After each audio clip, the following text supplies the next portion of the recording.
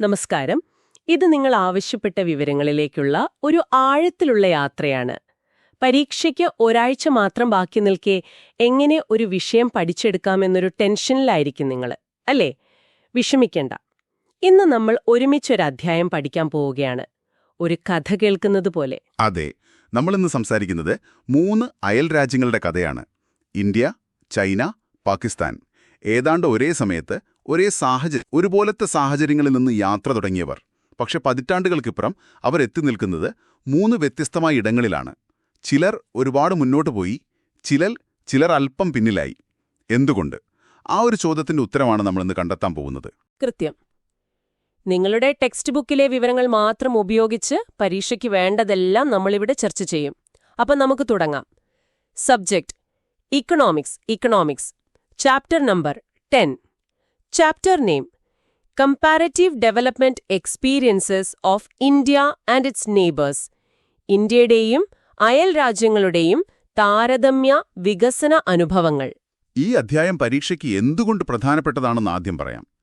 താരതമ്യം ചെയ്യാനുള്ള ചോദ്യങ്ങൾ, അതായത് കമ്പാരിസൺ ക്വസ്റ്റ്യൻസ്, വരാൻ ഏറ്റവും സാധ്യതയുള്ളൊരു ഭാഗമാണിത്. ഒരു എസ്സേ ചോദ്യമോ അല്ലെങ്കിൽ ഒരു ഷോർട്ട് ആൻസർ ചോദ്യമോ ഉറപ്പായും പ്രതീക്ഷിക്കാം. വിവിധ രാജ്യങ്ങളുടെ വികസന തന്ത്രങ്ങൾ, അതായത് ഡെവലപ്മെന്റ് സ്ട്രാറ്റജീസ്, താരതമ്യം ചെയ്യാനുമാകും മിക്കവാറും ചോദിക്കുക. അല്ലെങ്കിൽ ചില പട്ടികകൾ തന്നിട്ട് അതിലെ കണക്കുകൾ വിശകലനം ചെയ്യാൻ പറയും. ഓക്കേ, അതായത് വെറുതെ കാണാതെ പഠിച്ചാൽ മാത്രം പോരാ, കാര്യങ്ങൾ മനസ്സിലാക്കി താരതമ്യം ചെയ്ത് എഴുതാനുള്ളൊരു കഴിവ് വേണം. അതാണ് പോയിന്റ്. ഈ ചർച്ച കഴിയുമ്പോൾ ഇന്ത്യയുടെയും ചൈനയുടെയും പാകിസ്ഥാന്റെയും സാമ്പത്തിക വളർച്ചയുടെ പ്രധാന ഘട്ടങ്ങൾ ഏതൊക്കെയാണെന്നും അവരുടെ വിജയങ്ങളുടെയും വീഴ്ചകളുടെയും കാരണങ്ങൾ എന്തൊക്കെയാണെന്നും അവയെ പരസ്പരം ബന്ധിപ്പിച്ച് ഒരു ഉത്തരമെഴുതാനും നിങ്ങൾക്ക് സാധിക്കും. കൊള്ളാം. അപ്പോൾ നമുക്ക് ഏറ്റവും അടിസ്ഥാനപരമായ ചില വാക്കുകളിൽ നിന്ന് തന്നെ തുടങ്ങാം. ഈ അധ്യായത്തിൽ എപ്പോഴും കേൾക്കുന്ന ചില വാക്കുകളുണ്ട്. അവ എന്താണെന്ന് ആദ്യം മനസ്സിലാക്കാം. തീർച്ചയായും. ആദ്യത്തേത് മിക്സ്ഡ് എക്കോണമി അഥവാ മിശ്ര സമ്പദ്വ്യവസ്ഥ. അതായത് ഗവൺമെന്റ് കമ്പനികളും പ്രൈവറ്റ് കമ്പനികളും ഒരുമിച്ച് പ്രവർത്തിക്കുന്ന ഒരു സിസ്റ്റം, അല്ലേ? നമ്മുടെ ഇന്ത്യയെ പോലെ. വളരെ ശരിയാണ്. പബ്ലിക് സെക്ടർ, അതായത് പൊതുമേഖലയും പ്രൈവറ്റ് സെക്ടർ, അതായത് സ്വകാര്യ മേഖലയും ഒരുമിച്ച് ചേരുമ്പോഴാണ് അത് മിശ്ര സമ്പദ്വ്യവസ്ഥയാകുന്നത്. ഇന്ത്യയും പാകിസ്ഥാനും ഈ മാതൃകയാണ് തിരഞ്ഞെടുത്തത്. ഇതിന്റെ നേരെ വിപരീതമാണ് കമാൻഡ് ഇക്കോണമി. ഇവിടെ എല്ലാ സാമ്പത്തിക തീരുമാനങ്ങളും എന്തുൽപ്പാദിപ്പിക്കണം, എങ്ങനെ ഉൽപ്പാദിപ്പിക്കണം, ആർക്കുവേണ്ടി ഉൽപ്പാദിപ്പിക്കണം എന്നതെല്ലാം ഗവൺമെന്റ് മാത്രം തീരുമാനിക്കും. അപ്പോൾ അവിടെ സ്വകാര്യ കമ്പനികൾക്ക് വലിയ റോളില്ല. ഒരു രാജ്യത്തിന്റെ മുഴുവൻ കാര്യങ്ങളും തീരുമാനിക്കുന്ന ഒരു വലിയ കമ്പനി പോലെയാണ് ഗവൺമെന്റ്. കൃത്യമായ ഉപമയാണത്. തുടക്കത്തിൽ ചൈന ഈയൊരു കമാൻഡ് ഇക്കോണമി മാതൃകയാണ് പിന്തുടർന്നത്. പിന്നെ ഈ 3 രാജ്യങ്ങളിലും പൊതുവായി കണ്ടൊരു കാര്യമാണ് 5 ഇയർ പ്ലാൻസ് അഥവാ പഞ്ചവത്സര പദ്ധതികൾ. അടുത്ത 5 വർഷം കൊണ്ട് രാജ്യം എന്തെല്ലാം നേടണം എന്ന് മുൻകൂട്ടി പ്ലാൻ ചെയ്യുന്ന രീതി. അവസാനമായി GDP അഥവാ ഗ്രോസ് ഡൊമസ്റ്റിക് പ്രോഡക്റ്റ്. ഒരു വർഷം ഒരു രാജ്യത്തിനകത്ത് ഉൽപ്പാദിപ്പിക്കുന്ന എല്ലാ സാധനങ്ങളുടെയും സേവനങ്ങളുടെയും ആകെ പണം മൂല്യം. ഒരു രാജ്യത്തിന്റെ സാമ്പത്തിക വളർച്ചയുടെ ഒരു റിപ്പോർട്ട് കാർഡ് പോലെയാണത്. ഓക്കേ, അടിസ്ഥാന കാര്യങ്ങൾ വ്യക്തമായി. ഇനി നമുക്ക് കഥയിലേക്ക് കടക്കാം. 1947 ഇന്ത്യയും പാകിസ്ഥാനും സ്വതന്ത്രരായി. 1949 ചൈന പീപ്പിൾസ് റിപ്പബ്ലിക്കായി. എല്ലാവരും ഏതാണ്ട് ഒരേ സ്റ്റാർട്ടിംഗ് ലൈനിൽ. എന്നിട്ട് എന്ത് സംഭവിച്ചു? തുടക്കത്തിൽ ഒരുപാട് സമാനതകളുണ്ടായിരുന്നു. 3 പേരും പഞ്ചവത്സര പദ്ധതികൾ തുടങ്ങി. India 1951, China 1953, Pakistan 1956. എല്ലാവരും പൊതുമേഖലാ സ്ഥാപനങ്ങൾക്ക് പ്രാധാന്യം നൽകി. 1980കൾ വരെ നോക്കിയാൽ ഈ 3 രാജ്യങ്ങളുടെയും വളർച്ചാനിരക്കും ആളോഹരി വരുമാനവും ഏതാണ്ട് ഒരുപോലെയായിരുന്നു. വലിയ വ്യത്യാസങ്ങളൊന്നും ഉണ്ടായിരുന്നില്ല. അപ്പോ എവിടെ വെച്ചാണ് ഈ പാതകൾ ഇങ്ങനെ പിരിയാൻ തുടങ്ങിയത്? ചൈന എന്തോ വ്യത്യസ്തമായി ചെയ്തു എന്ന് തോന്നുന്നു.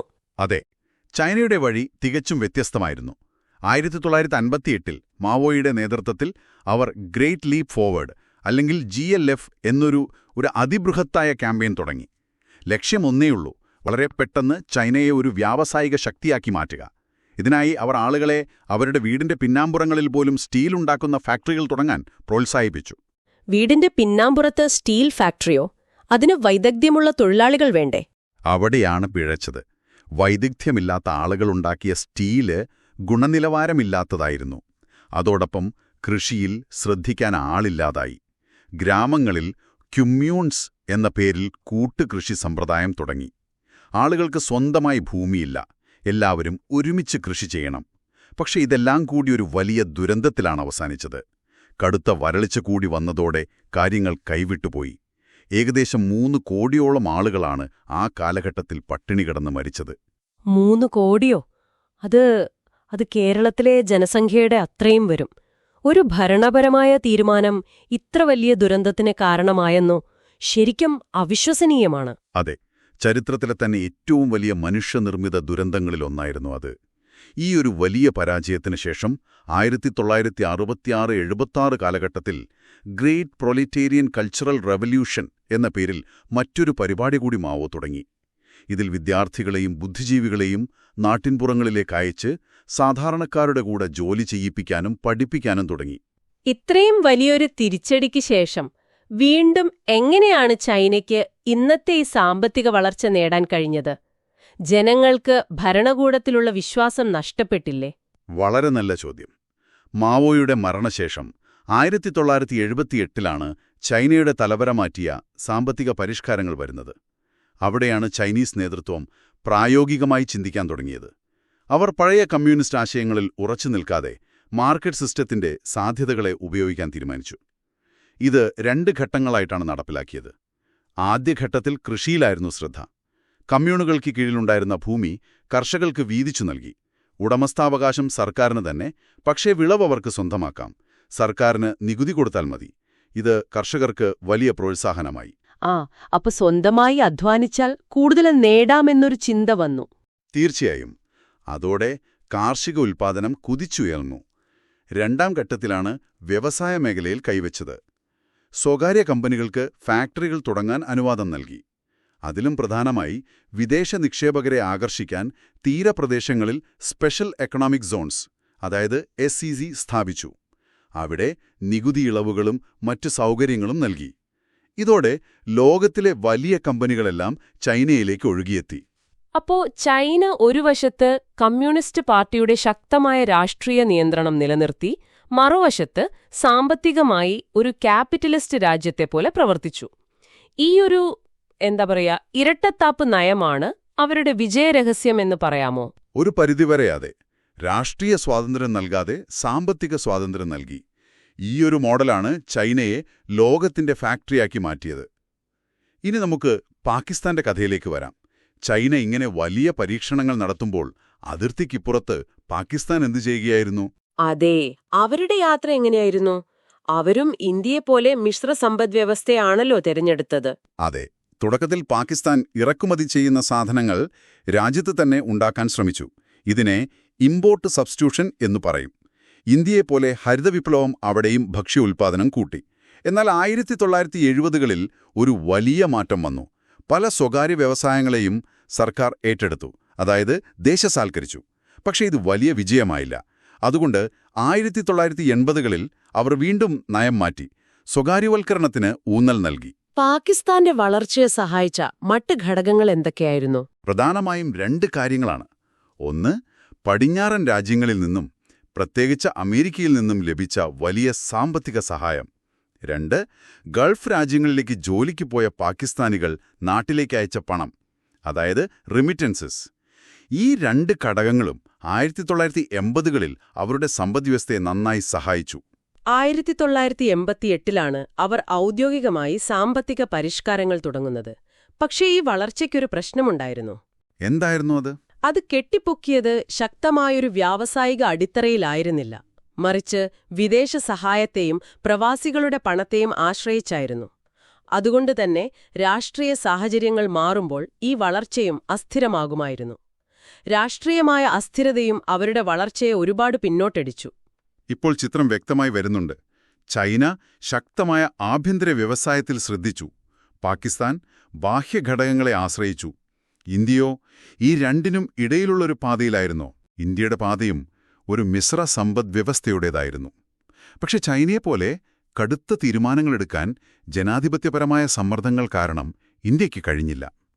പാകിസ്ഥാനെപ്പോലെ വലിയ തോതിലുള്ള വിദേശ സഹായവും ലഭിച്ചില്ല. ഇന്ത്യയുടെ വളർച്ച കുറച്ചുകൂടി സാവധാനത്തിലായിരുന്നു. 1991 സാമ്പത്തിക പരിഷ്കാരങ്ങൾക്ക് ശേഷമാണ് അതിന് വേഗത കൂടിയത്. ഇനി നമുക്ക് ഈ രാജ്യങ്ങളുടെ റിപ്പോർട്ട് കാർഡ് ഒന്ന് വിശദമായി പരിശോധിക്കാം. ടെക്സ്റ്റ് ബുക്കിലെ പട്ടികകൾ പറയുന്നത് എന്താണെന്ന് നോക്കാം. കൊള്ളാം. അപ്പം ആദ്യം ജനസംഖ്യയുടെ കാര്യം. ടേബിൾ 10.1. ചൈനയാണ് ജനസംഖ്യയിൽ ഒന്നാമത്, തൊട്ടു പിന്നാലെ ഇന്ത്യ. പക്ഷെ എന്നെ അത്ഭുതപ്പെടുത്തുന്നത് ജനസംഖ്യാ വളർച്ചാ നിരക്കാണ്. പാകിസ്ഥാനിൽ 2.1%, ഇന്ത്യയിൽ 1.2%, എന്നാൽ ചൈനയിൽ വെറും 0.5%. എന്തുകൊണ്ടാണ് ചൈനയിൽ ഇത്രയും കുറവ്? അതിന്റെ ഉത്തരം നമ്മൾ നേരത്തെ സംസാരിച്ച ഒരു നയത്തിലാണ്. 1970കളുടെ അവസാനം ചൈന നടപ്പിലാക്കിയ ഒറ്റക്കുട്ടി നയം അഥവാ വൺ ചൈൽഡ് നോം. ഇത് ജനസംഖ്യാ വളർച്ചയെ പിടിച്ചു നിർത്തുന്നതിൽ വലിയ വിജയം കണ്ടു. പക്ഷേ അതിന് മറ്റൊരു വില കൊടുക്കേണ്ടി വന്നു. ഇന്ന് ചൈന നേരിടുന്ന ഏറ്റവും വലിയ വെല്ലുവിളികളിലൊന്ന് അവരുടെ ഏജിംഗ് പോപ്പുലേഷനാണ്. അതായത് രാജ്യത്ത് യുവാക്കളുടെ എണ്ണം കുറയുകയും പ്രായമായവരുടെ എണ്ണം കൂടുകയും ചെയ്യുന്നു. ഇത് ഭാവിയിൽ അവരുടെ തൊഴിൽ ശക്തിയെ കാര്യമായി ബാധിക്കും. ഒരു പ്രശ്നം പരിഹരിക്കാൻ എടുത്ത തീരുമാനം മറ്റൊരു വലിയ പ്രശ്നത്തിന് കാരണമായി എന്ന് പറയാം. സ്ത്രീ-പുരുഷ അനുപാതത്തിലും ഈ 3 രാജ്യങ്ങളും പിന്നിലാണല്ലോ. അതെ, 3 രാജ്യങ്ങളിലും സ്ത്രീകളുടെ എണ്ണം പുരുഷന്മാരെക്കാൾ കുറവാണ്. ഇത് സൺ പ്രിഫറൻസ് എന്ന സാമൂഹിക മനോഭാവത്തിന്റെ പ്രതിഫലനമാണ്. ഇനി GDPയുടെ കണക്കുകളിലേക്ക് വരാം. 1980-90 കാലഘട്ടത്തിൽ ചൈനയുടെ വളർച്ച 13%, ഇരട്ട അക്ക വളർച്ച. അക്കാലത്ത് പാകിസ്ഥാൻ 6.3% വളർച്ചയുമായി ഇന്ത്യയേക്കാൾ 5.7% മുന്നിലായിരുന്നു. അപ്പോൾ ഒരു കാലത്ത് പാകിസ്ഥാൻ ഇന്ത്യയേക്കാൾ വേഗത്തിൽ വളർന്നിരുന്നു. പക്ഷെ 2011-15 ആയപ്പോഴേക്കും ചിത്രം തമാമമായി മാറി. ചൈന 7.9% വളർച്ച നിലനിർത്തിയപ്പോൾ ഇന്ത്യ 6.7%, പാകിസ്ഥാൻ 4%വുമായി പിന്നോട്ടുപോയി. എന്താണ് ഈ മാറ്റത്തിന് കാരണം? അതാണ് നമ്മൾ നേരത്തെ പറഞ്ഞ ഘടനാപരമായ വ്യത്യാസം. ടേബിൾ 10.3 നോക്കിയാൽ അത് വ്യക്തമാകും. ചൈനയുടെ വളർച്ചയുടെ എഞ്ചിൻ അവരുടെ മാനുഫാക്ചറിംഗ്, അതായത് വ്യവസായ മേഖലയായിരുന്നു. അവർ കൃഷിയിൽ നിന്ന് വ്യവസായ മേഖലയിലേക്കും അവിടെ നിന്ന് സേവന മേഖലയിലേക്കും വളരെ ചിട്ടയായി മാറി. എന്നാൽ ഇന്ത്യയുടെയും പാകിസ്ഥാന്റെയും കാര്യത്തിൽ ഒരു അസ്വാഭാവികമായ മാറ്റമാണ് സംഭവിച്ചത്. അതെങ്ങനെ? അവർ കൃഷിയിൽ നിന്ന് നേരെ സേവന മേഖലയിലേക്കാണ് ഒരു വലിയ ചാട്ടം നടത്തിയത്. ഇടയ്ക്കുള്ള വ്യവസായം എന്ന പ്രധാനപ്പെട്ട ഒരു പടി ഏതാണ്ട് സ്കിപ്പ് ചെയ്തു. സാധാരണ ഒരു രാജ്യത്തിന്റെ വളർച്ചയുടെ പാത അതല്ല. അതായത് ഇന്ത്യയും പാകിസ്ഥാനും ഫാക്ടറി ഘട്ടം ഒഴിവാക്കി നേരെ ഓഫീസിലേക്ക് ചാടി എന്ന് പറയാം. അതിന്റെ പ്രത്യാഘാതം എന്താണ്? അതിന്റെ ഏറ്റവും വലിയ പ്രത്യാഘാതം തൊഴിലവസരങ്ങളിലാണ്. വ്യവസായ മേഖലയ്ക്ക്, പ്രത്യേകിച്ച് ഫാക്ടറികൾക്ക്, വലിയ തോതിൽ സാധാരണക്കാരെയും കുറഞ്ഞ വിദ്യാഭ്യാസം മാത്രമുള്ളവരെയും ഉൾക്കൊള്ളാൻ കഴിയും. എന്നാൽ സേവന മേഖലയ്ക്ക്, IT പോലുള്ളവയ്ക്ക് ഉയർന്ന വിദ്യാഭ്യാസ യോഗ്യതയുള്ളവരെയാണ് ആവശ്യം. അതുകൊണ്ട് ഇന്ത്യയിൽ GDP വളർന്നപ്പോഴും അതിനനുസരിച്ചുള്ള തൊഴിലവസരങ്ങൾ സാധാരണക്കാർക്ക് ലഭിക്കാതെ പോകുന്നതിന്റെ ഒരു പ്രധാന കാരണം ഈ മിസ്സിംഗ് മാനുഫാക്ചറിംഗ് സ്റ്റെപ്പാണ്. അതെ, വളരെ പ്രധാനപ്പെട്ട ഒരു നിരീക്ഷണമാണ്. ഇനി മനുഷ്യവികസനത്തിന്റെ കാര്യമെടുത്താലോ? പണം മാത്രം ഉണ്ടായാൽ പോരല്ലോ. ടേബിൾ 10.5-ൽ ഹ്യൂമൻ ഡെവലപ്മെന്റ് ഇൻഡെക്സ് HDI റാങ്കുകൾ കാണാം. അതെ, മനുഷ്യവികസന സൂചികയിൽ ചൈന ബഹുദൂരം മുന്നിലാണ്. ചൈനയുടെ റാങ്ക് 91 ആണെങ്കിൽ ഇന്ത്യ 131, പാകിസ്ഥാൻ 148 എന്നിങ്ങനെയാണ്. ആരോഗ്യം, വിദ്യാഭ്യാസം, ജീവിത നിലവാരം എന്നിവയിലെല്ലാം ചൈന വലിയ മുന്നേറ്റം നടത്തിയിട്ടുണ്ട്. മാതൃമരണ നിരക്ക് നോക്കൂ. 1,00,000 പ്രസവത്തിൽ ചൈനയിൽ 27 അമ്മമാർ മരിക്കുമ്പോൾ ഇന്ത്യയിൽ അത് 174, പാകിസ്ഥാനിൽ 178മാണ്. വലിയ വ്യത്യാസമാണത്. എന്നാൽ എന്നെ അത്ഭുതപ്പെടുത്തിയ ഒരു കണക്കുണ്ട്. ദാരിദ്ര്യരേഖയ്ക്ക് താഴെയുള്ളവരുടെ ശതമാനവും മെച്ചപ്പെട്ട ശുചീകരണ സൗകര്യങ്ങൾ ലഭ്യമായവരുടെ ശതമാനവും പാകിസ്ഥാനിൽ ഇന്ത്യയേക്കാൾ ഭേദപ്പെട്ടതാണല്ലോ. പൊതുവെയുള്ള ധാരണയ്ക്ക് വിപരീതമാണിത്. എന്തുകൊണ്ടാണിത്? അത് ശ്രദ്ധിച്ചത് നന്നായി. ഇതിന് പല കാരണങ്ങൾ പറയാറുണ്ട്. പാകിസ്ഥാനിലെ ദാരിദ്ര്യം നിർവചിക്കുന്ന രീതിയിലുള്ള വ്യത്യാസങ്ങൾ ഒരു കാരണമാണ്. മറ്റൊന്ന്, നേരത്തെ പറഞ്ഞ പ്രവാസികളുടെ പണം ഗ്രാമീണ മേഖലയിലെ പല കുടുംബങ്ങളുടെയും വരുമാനം വർദ്ധിപ്പിച്ചു. പക്ഷേ മൊത്തത്തിലുള്ള മനുഷ്യവികസനത്തിൽ അവർ ഒരുപാട് പിന്നിലാണ്. ഓക്കെ, ഈ വിവരങ്ങളെല്ലാം വെച്ച് പരീക്ഷയ്ക്ക് ഒരു ചോദ്യം വന്നാൽ എങ്ങനെ ഉത്തരം എഴുതും? ഉദാഹരണത്തിന് ചൈനയുടെയും ഇന്ത്യയുടെയും വികസന തന്ത്രങ്ങൾ താരതമ്യം ചെയ്യുക എന്നൊരു എസ്സേ വന്നാൽ എന്തൊക്കെയാണ് ഒരു നല്ല ഉത്തരത്തിൽ വേണ്ടത്? വളരെ നല്ല ചോദ്യം. ഒരു മാതൃകാ ഉത്തരം നമുക്ക് മനസ്സിൽ നിന്ന് എഴുതിയുണക്കാം. ആദ്യം ഒരാമുഖം. രണ്ട് രാജ്യങ്ങളും 1940കളുടെ അവസാനത്തിൽ ഒരുമിച്ചാണ് യാത്ര തുടങ്ങിയതെന്നും തുടക്കത്തിൽ പഞ്ചവത്സര പദ്ധതികൾ പോലുള്ള സമാനമായ വഴികൾ സ്വീകരിച്ചിരുന്നുവെന്നും പറയുക. രണ്ടാമത്തെ പാരഗ്രാഫിൽ പ്രധാന വ്യത്യാസങ്ങൾ പറയുക. ഇവിടെയാണ് ചൈനയുടെ GLF 1978ലെ പരിഷ്കാരങ്ങൾ എന്നിവയെക്കുറിച്ച് എഴുതേണ്ടത്.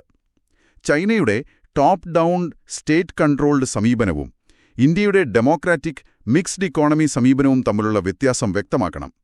മൂന്നാമതായി സെക്ടോറൽ ഷിഫ്റ്റിനെക്കുറിച്ച് പറയുക. ചൈന കൃഷിയിൽ നിന്ന് വ്യവസായത്തിലേക്കും സേവനത്തിലേക്കും മാറിയതും ഇന്ത്യ കൃഷിയിൽ നിന്ന് നേരിട്ട് സേവന മേഖലയിലേക്ക് മാറിയതും അതിന്റെ പ്രത്യാഘാതങ്ങളും വിശദീകരിക്കുക. നാലാമതായി നിങ്ങളുടെ വാദങ്ങളെ സാധൂകരിക്കാൻ ഡേറ്റ ഉപയോഗിക്കുക. എല്ലാ കണക്കുകളും ഓർത്തില്ലെങ്കിലും ചൈനയുടെ HDI റാങ്ക് ഇന്ത്യയേക്കാൾ വളരെ മികച്ചതാണ്.